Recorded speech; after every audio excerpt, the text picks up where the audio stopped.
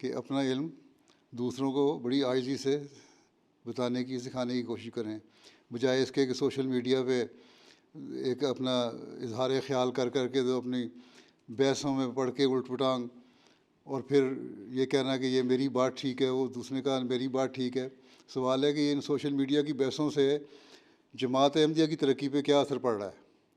آپ کا ultimate target تو یہ ہونا چاہیے کہ ہم نے جماعت کی ترقی کے لیے کام کرنا ہے، نہ یہ کہ اپنے علمیت کا اظہار کرنا ہے یا اپنے علمی اظہار سے اپنوں کو ہی قائل کرنا ہے۔ اس سے کیا فائدہ ہوگا؟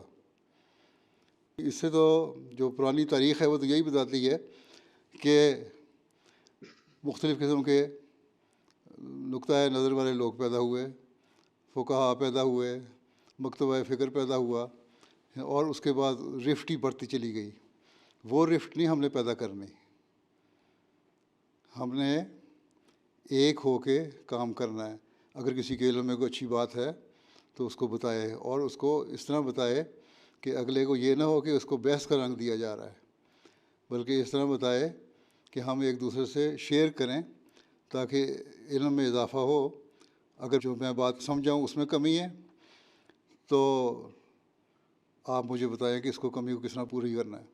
اگر آپ میں کمی ہے تو میری بات کو سمجھ لیں۔